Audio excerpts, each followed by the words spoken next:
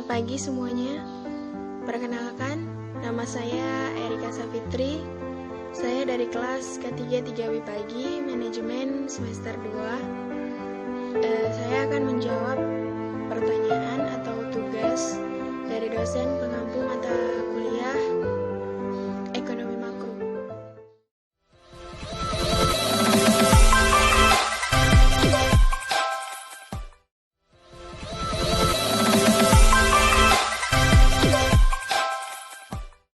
Oke, langsung saja kita masuk ke soal pertama. Jelaskan bagaimana perubahan suku bunga dapat mempengaruhi permintaan uang di masyarakat, sehingga mengakibatkan perubahan terhadap kegiatan ekonomi. Jawabannya gini, suku bunga itu adalah harga uang. Jadi, jika harga uang naik, maka masyarakat enggan meminjam uang ke bank. Nah, kalau harga uang turun, jelas, fix, maka masyarakat akan banyak sekali meminjam uang ke bank. Itulah yang dapat mengakibatkan perubahan terhadap kegiatan ekonomi. Kemudian kita masuk ke soal kedua. Jelaskan menurut pendapat Anda, apa perbedaan kebijakan tarif barir dan non-tarif barir?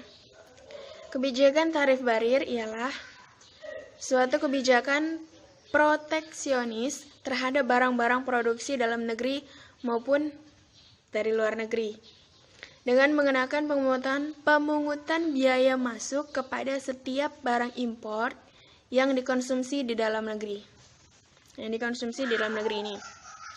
Sedangkan kebijakan non-tarif barir yaitu kebijakan perdagangan selain biaya masuk yang dapat menimbulkan distorsi sehingga mengurangi potensi manfaat perdagangan internasional. Masuk ke soal ketiga. Jelaskan bagaimana instrumen kebijakan ekonomi internasional.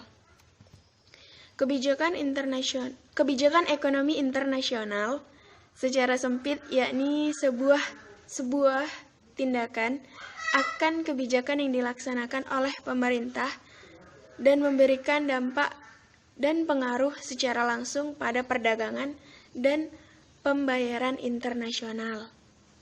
Instrumen kebijakan ekonomi internasional. Instrumen kebijakan ekonomi internasional ini dibedakan berdasarkan kegiatan atau tindakan yang dilakukan. Setidaknya ada 3 instrumen penting yang ada dalam kebijakan ekonomi internasional, yaitu yang pertama, kebijakan perdagangan internasional. Yang kedua, kebijakan pembayaran internasional. Dan yang ketiga yaitu kebijakan bantuan luar negeri. Masuk ke soal nomor 4. Jelaskan menurut pendapat Anda apa yang dimaksud dengan perekonomian terbuka. Perekonomian terbuka adalah perekonomian suatu negara yang terlibat luas dalam dalam perdagangan antar negara. Perekonomian terbuka adalah bisa dibilang yang melibatkan diri dalam perdagangan internasional, ekspor maupun impor barang, serta modal dengan negara lain.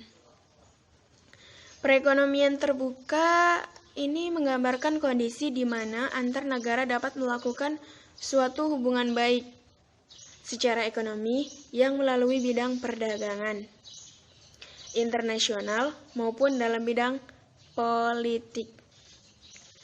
Ekspor menunjukkan penjualan barang-barang yang berasal dari dalam negeri untuk dapat dijual ke dalam negeri.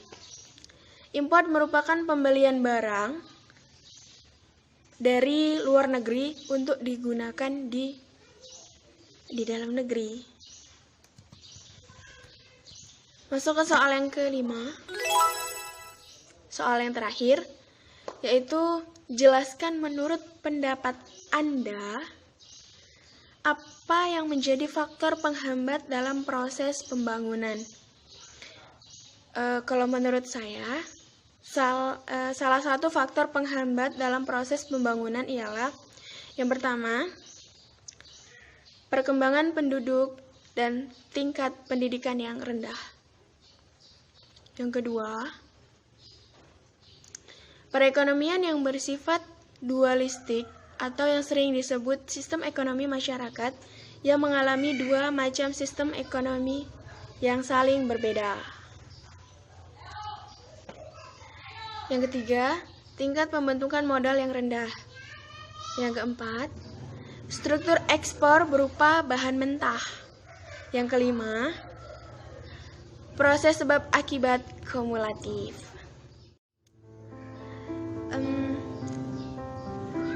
Sekian jawaban dari saya. Semoga bisa menjawab. Semoga bisa menjawab pertanyaan dari Bu Anggrek, dan semoga jawabannya memuaskan. Terima kasih. Jangan lupa like, komen, dan subscribe. Jangan lupa, saya tunggu. Dan saya akhiri. Wassalamualaikum warahmatullahi wabarakatuh. Selamat pagi semua.